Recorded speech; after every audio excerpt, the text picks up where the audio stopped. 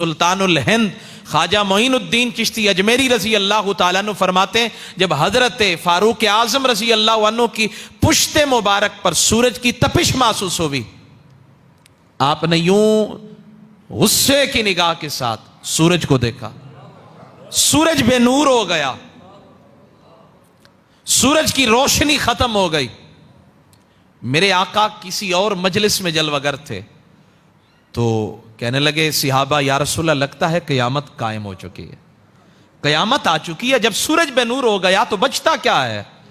جبریل آئے، یا رسول اللہ قیامت نہیں آئی لیکن قیامت سے کم بھی نہیں آئی ہے، قیامت بھی نہیں آئی لیکن قیامت سے کم بھی نہیں آئی ہے، ہوا کیا ہے؟ فرمایا یا رسول اللہ صلی اللہ علیہ وسلم آپ کے غلام حضرت فاروق اعظم کو جلال آ گیا ہے، اور اس جلال فاروق اعظم کو، اس کی تپش کو،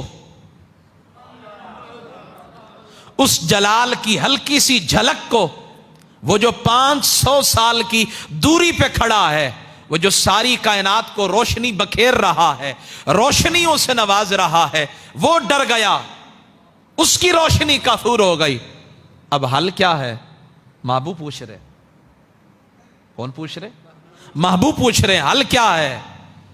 حضور حل تو ایک ہی ہے، جن کے جلال سے گئی تھی انہی کی محبت سے واپس آئے گی، انہی کے پیار سے واپس آئے گی۔ اگر یہ ناراض ہونا ختم فرما دیں، اگر اجازت دے دے تو سورج کی روشنی واپس آ جاتی ہے۔